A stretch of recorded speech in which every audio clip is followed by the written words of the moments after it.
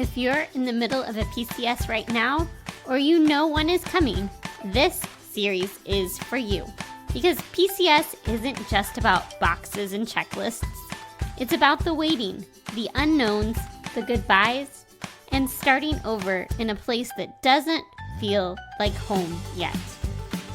I'm moving into my 9th home in the last decade, and what I've learned is this: PCS isn't just a move, it's a life transition.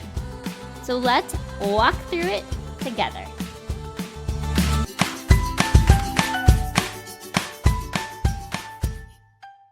Hi friend, if you're listening to this, it means I'm in the middle of my own PCS.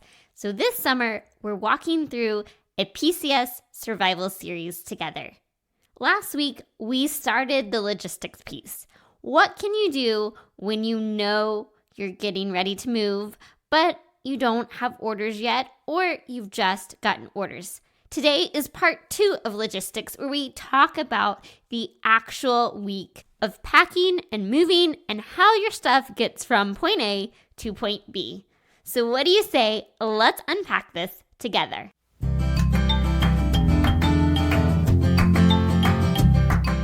Welcome to More Than a Milspouse, the podcast for military spouses who want to live with more meaning and less overwhelm. I'm your host, Christine, seasoned military spouse, mom of 3, life coach, and your guide to intentionally designing a life you're excited about as a military spouse. I'm here to help you get the clarity you need so you can get unstuck and unlock your purpose and potential. Because you, my friend, are more than a milspouse. You have something valuable to offer. And when you pursue the things that light your heart on fire, you trade frustration for fulfillment and isolation for a life of impact. It's time to discover who you are meant to be, because together we can change the world. Okay, this is the part everyone asks about. What actually happens when the movers show up? What does moving week really look like? Because up until this point, we've been preparing, we've been thinking ahead, we've been planning and doing what we can with what we know. But this is where things start moving, quite literally. If you listened to last week's episode, you've already started laying the groundwork. You've had the conversations, you've been thinking about your budget. Maybe you've begun simplifying and purging what you own. You get the orders, now you have dates on the calendar, you've made your plan, and now we're getting closer to the actual moving dates. Now, as you get close to moving week, things start to shift because we are moving from planning into actual preparation. And one of the most important things you can do during this phase is to decide what is coming with me and what is going with the movers. Because once the packers show up, it is go time, and that is not the time to be making decisions about moving. That is just the execution. All of those decisions need to be made before the packers actually arrive. So let's start this episode by telling a story that happened to me last year when we moved, and why I am so thankful we thought this through in advance. So we were thinking through what is going to come with us in our vehicles and what are we going to let the movers pack and take with them, because we know that we are planning a month-long road trip. So we had a lot of things that we wanted to have with us. Then we had all of the things that we were going to need before our household goods arrived. And one of the things we had to figure out is, how do we fit everything we want to take with us into our vehicles? We had a newish vehicle to us. We had not yet PCS'd. We bought it the previous summer when we PCS'd. So we had not had to figure out how everything was going to fit in the vehicle yet. So we took one day and we went out and we took all of our suitcases and all of the things that we planned to take with us. And we played Tetris with the back of the car to figure out how we would structure everything, how it would fit in the vehicle. So we had our plan. And as part of that plan, instead of doing a do not pack room, our plan was we're just going to load up the car when the packers and movers arrive so we don't have to worry about telling them what not to pack and make sure they're not packing anything they shouldn't. We're just going to preload the cars and we'll go from there. That was a great plan.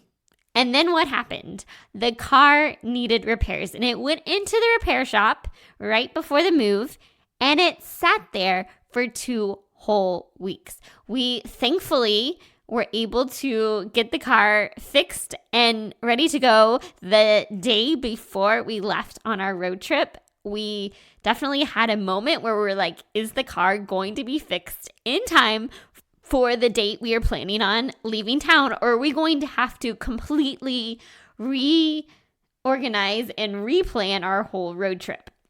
But thankfully, we were able to leave on the road trip. What we were not able to do was load the cars with all the things we were going to take with us while the packers and movers were at our house. So instead of having all of that stuff in the cars so they didn't take it, we ended up having to put all of the suitcases in the bathtub in our bathroom and put a sign that says, do not pack this section, because we had not set aside a do not pack room for this move.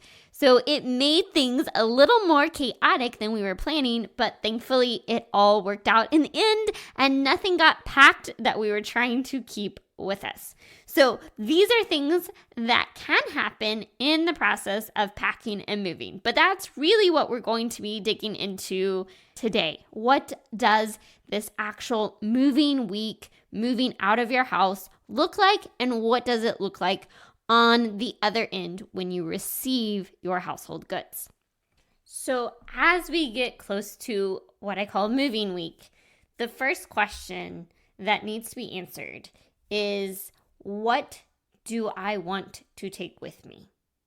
What are the things that I'm going to need to have with me right now, or after the movers have gone, or when I first get to our new house, or if we're taking any leave en route? What do we want to have with us? So that's usually things like our suitcases with our clothes, our basic toiletries, cleaning supplies, so we can clean out the house after everything has been taken out, a few kitchen essentials, and anything the movers are not going to take, like liquids or batteries or candles. The more that I have that stuff set aside, ready to go first, before the packers arrive, the smoother the whole process goes. So here's how I do it. I start by making a list of all the things that I want to keep with us. Once I have that list, a day or two prior to the packers actually arriving, that's my cue to separate that stuff out. Don't wait till the night before. You will be exhausted. Start early, even if it's just a small pile in a corner at first, and then you can build on that. But the more that you think through this in advance, the less likely you are to be scrambling at the end and probably forget something, like the time that I forgot that I wanted to keep my coffee pot with me, and then I didn't have that for a while. So the first thing is to think through what is going to go with you instead of with the movers. The second thing is to start separating that out, and then actually pack your suitcases so you have everything that you're going to want to have with you in your vehicle. And then when it comes time to the week of moving, you're going to create a do not pack zone in your house. That can be a closet, that can be a bedroom that you've been able to clean everything else that you want them to take out of, a bathroom. We use a bathroom a lot. A place where you can just put a sign on the door that says, everything in here stays. Do not pack. Now, are the movers going to always respect that? Are they going to pay attention? Maybe, maybe not. It depends on the crew that you get, but it gives you a system and gives you a place to say, this door is staying shut. Do not go in here all of this stuff is coming with me. Or you can try, as we did last time, to put it in your vehicle so they don't pack it. But if your vehicle is in the shop, that might not work. So let me go a little deeper into what's coming with me. Number one, what's going in our suitcases is going to primarily be a function of how long we're planning to be on the road to our next place. I always try to err on the side of caution. What would happen if we got to our next duty station and we're not able to receive our household goods immediately? What could we live with in an empty house for a little while? So this is going to be stuff like having a basic set of things to help us be able to cook with in our home. I often bring a crock pot or an Instant Pot, a skillet, and a couple of serving utensils, my coffee pot, basics like that, some sheets, bedding, pillows, and of course cleaning supplies, because after the packers and movers have cleaned out your house, you're probably going to have to clean that out to turn it over for whoever's going to be living there next. And then you may want to do some cleaning when you get to the new place. So that's kind of an overview of the things that I'm making sure that I'm taking with me and that are not going with the movers. What do the pack out and move out days actually look like? Because there are a lot of things that have to happen in a very short amount of time. Before the packers arrive, you need to take everything off the wall. They will not pack anything that is on a wall. That means wall art. That means anything like curtains, that your TV, anything on a wall needs to be taken down. You need to make sure that any electronics that you want to have move are unplugged. If you are moving any large appliances, you need to make sure that those are ready to go. There's usually a series of steps that you need to go through to make sure that your washer and dryer are dried out, aired out, cleaned out, and ready to move. Every time we move our deep freezer where I keep all of my freezer meals, and I have to make sure that that has time to air out before the movers come. So there is a process in making sure everything is ready. The other thing that I typically try to do to make it easier on the packers is to go ahead and pull out as many liquids as possible and set those aside in a bin that I'm going to take with me in the vehicle. So the more that I'm setting aside things that we are going to take with us in one of our vehicles, the easier it makes the process. The other thing to keep in mind, if you do not set it aside or take care of it, they will pack it. I cannot tell you the number of people I have talked to that had their packers pack their trash can full of trash. And then you get it, and who knows what's in that trash can, how long it's been there. So empty those trash cans. Make sure that they are not packing anything that you don't want packed. They don't just say, oh, does this make sense? They pack everything, unless it's on their list of things they cannot pack or are not supposed to pack. So usually for us, the couple of days prior to the packers showing up is the busiest part, because we're like, have we taken everything down? Have we prepped everything? Is everything ready for the movers? Have we set aside everything? And some of that stuff has to wait until the last minute. But then at that point, the day that the packers are supposed to show up is where things start to shift. And I know it feels like, oh no, those are the days that there are actually people in my house that I need to manage. But I find that those days are less stressful than the couple of days leading up to when the packers show up. But once they're there, in my opinion, life actually slows down, and your job becomes being available to answer questions and speaking up if something looks off or is not being done the way it should be.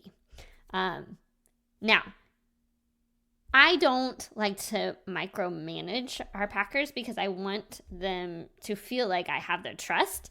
However, sometimes, especially at the beginning, it's helpful to notice what they're doing. That was not possible for me last year because I ended up taking the kids to a camp while the packers show up, and they got started before I got back.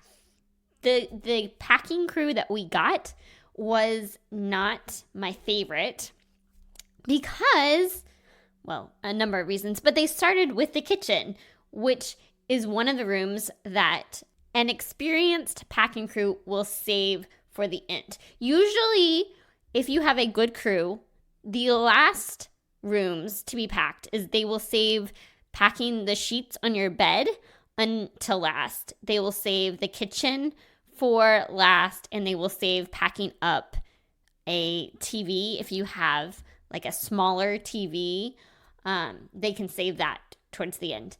The crew we got last time did none of that, and when I came home, they were already in the process of packing up the kitchen, which they did first, and they gave us a whole week for the pack and load, which they did not need that much time, but they gave themselves a whole week, so that was that much more time that I didn't have access to my kitchen stuff, which was kind of annoying. But amazingly, we got most of our stuff delivered with minimal damage. This crew did not put paper between the kitchen plates, and amazingly, none of our plates got broken. But typically, you would put a piece of the packing paper between each dinner plate. All of that to say, your job is just to kind of check in with the packers the packing day and make sure that you answer any questions and that everything is going according to plan. Now, there are two things that I recommend having in advance for your pack and move dates. Number one, room stickers. I have found that this is the easiest way to make the receiving your stuff go as smoothly as possible. Basically, these are stickers that are color-coded and have a specific color with the name of the room on the sticker. And these are great because you can slap them on the box, and I would put them on the boxes according to the room that you want them to go to in your new house. So let's say you have some stuff that is currently in a bedroom and you want it to go into a playroom in the next house. Then mark it where you want it to go in the house that it's going to. If you want it to go into a second living room or you want to move it down to a basement, put it where you want it to go in the new house. Now, there are spouses that you can buy these stickers from, or you can just order some stickers off of Amazon and use them, but that's one of the easiest way to make the unloading and unpacking process go as smoothly as possible. Generally, I wait until the packers are done for the day, and then I go behind and put the stickers on the boxes. This did not work for us during our move out of Hawaii because the packers and movers were working together, and they would literally pack a couple boxes and immediately put them on the truck. So that got a little more complicated. But most of the time, for all of our other moves, they did packing first and then had a separate crew, or sometimes the same crew, that would come and do the actual loading of the truck. So they can pack, then I put the stickers on, and then we go from there. The second thing that I recommend having on hand is some drinks, because the packers and movers get thirsty, and I just think it's nice to have something for them on hand. Obviously, you can offer them water, but having Gatorade or some other kind of drink is nice to have on hand. We also provide lunch for the crews that are working in our house, one of the most common questions I hear is, am I supposed to tip the movers? And according to the regs, no, you're not. That's would just be more money out of your own pocket. You don't have to tip the movers, but I try to provide them drinks, snacks, lunch to have, so you're taking care of them while they're at your house. So those are the two things I recommend having on hand for the packing and moving days. Then the biggest thing is once the packers are done, make sure, and they have packed everything that needs to be packed and is not going on the truck without being packed. And once the movers come, make sure everything gets taken out of your house. I can't tell you the number of times they will unintentionally miss a cabinet or miss a section, and you got to go back and say, hey, you need to make sure this gets loaded on the truck or this gets put inside of a box. We actually moved into a rent house one time, and I found a whole cabinet full of stuff that had been left behind. And the movers never packed it or moved it. And I know that this is true because the movers that were unloading our stuff had been at that exact address the week before, moving and loading the previous family out. So we talked to them about how this whole cabinet had never been boxed up and taken with the family. So make sure that you go through every single cabinet when they're done, and everything that needs to go in a box is in a box, and everything that needs to go onto the truck is loaded onto the truck. And here's something that people don't always expect. Your house, somewhere in this process, will start to feel strange. It will feel less like a home and more like a house again.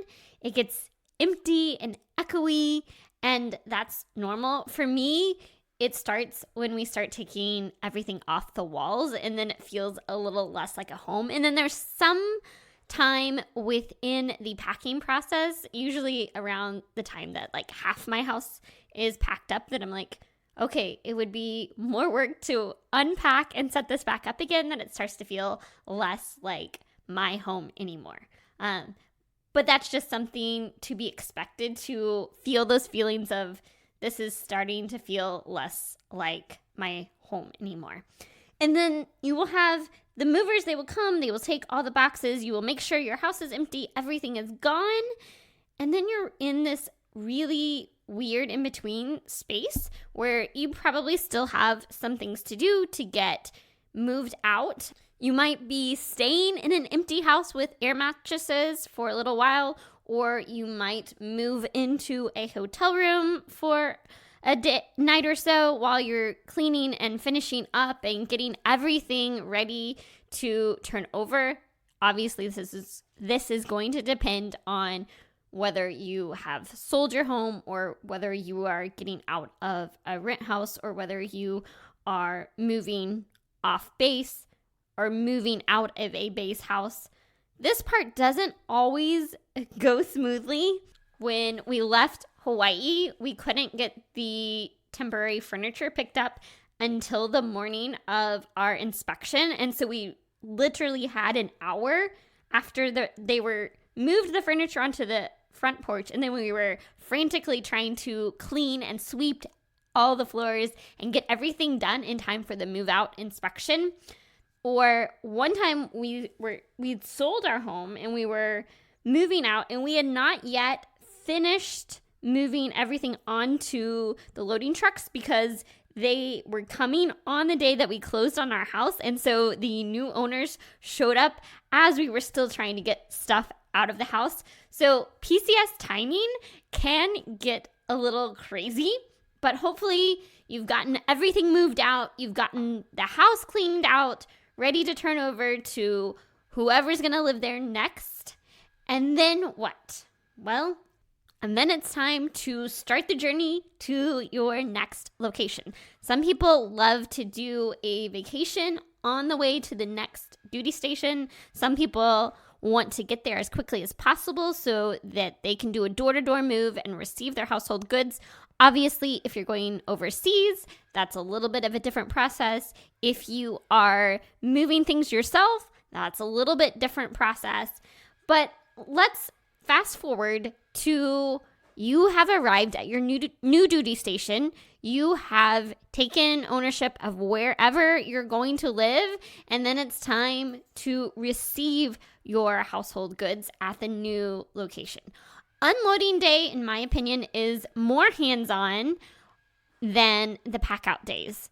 If one of us has an appointment or something during a pack-out day, one of us can typically handle all of the pack-out side of things on our own, but it's really helpful to have at least 2 adults on move-in day because one person needs to be directing where things need to go, and then one person needs to be checking the inventory when it arrives, so you make sure that everything they took away, you are receiving. So every box is going to have a number, and you're going to check off that box as the movers are unloading things into your house. And this is where it's really helpful to have a little bit of time in your new house or to have a floor plan to look at so that you have an idea of where you want to tell the movers to put things down, because they will place furniture where you want it, but once it's placed, you won't have their help getting it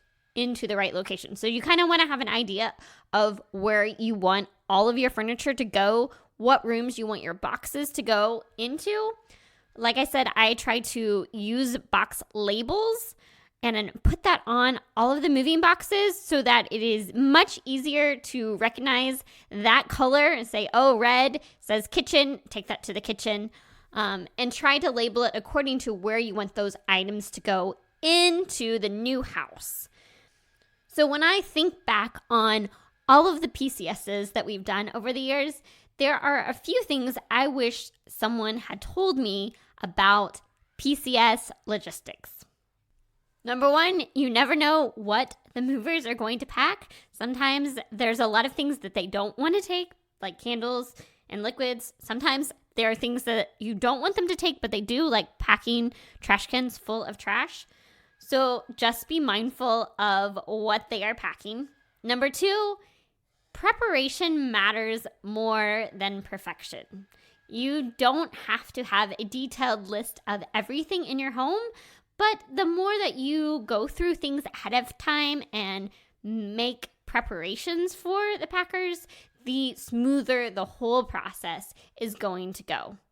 And number three, something is probably going to go wrong. And that doesn't mean that you did anything wrong. It's just part of the process.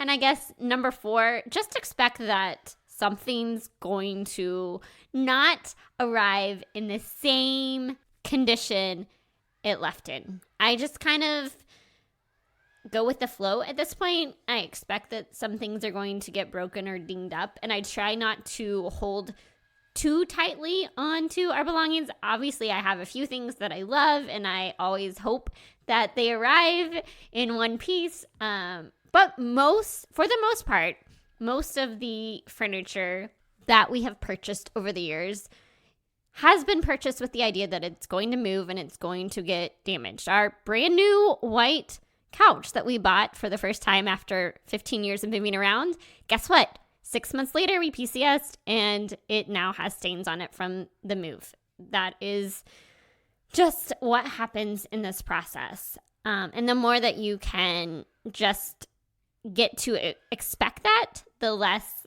you're going to be bothered when it happens. So if you are getting ready for movers, here is the one thing that I would recommend that you do that I think is going to make the biggest difference. Walk through your house and decide what's coming with me, and then start to separate it out. Don't wait until the night before to start preparing for the packers coming. Start a little bit early, and future you will be grateful that you did that.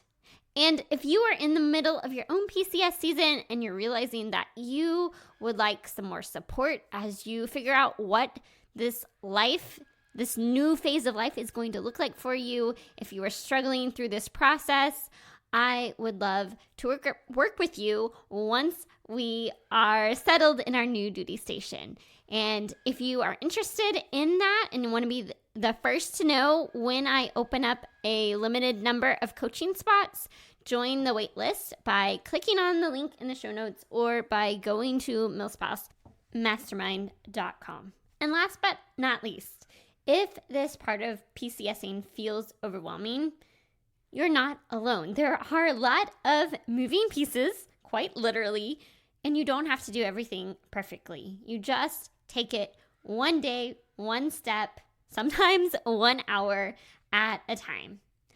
I hope this was helpful for you to walk you through the whole process of moving your stuff from point A to point B. I will be back next week with a brand new episode in the PCS Survival Series, and we're going to talk about helping your kids navigate all of this. Because as much as it is overwhelming for you, if you have kids, it's really overwhelming for them. So we're going to talk about how we help our kids through the moving process. I can't wait to unpack that with you. Until then, may you live filled, fueled, and full of joy. Hey, amazing milspouse, before you go, I want you to know that I love hearing from you. The More Than a Milspouse community exists to help you thrive as a military spouse. Figure out what lights your heart on fire and empower you to live with purpose and impact. You can have an incredible impact simply by heading over to iTunes to subscribe and leave a review. But your impact doesn't stop there. You can empower those around you simply by sharing an episode with a friend or neighbor, someone who needs a little encouragement in this military life. And if this episode was meaningful to you, spread the love by taking a screenshot of this episode and tagging me on Instagram so we can continue to reach more people, change more lives, and shift the way that military spouses look at life. Because we are better together, and together we can change the world. Let's do it.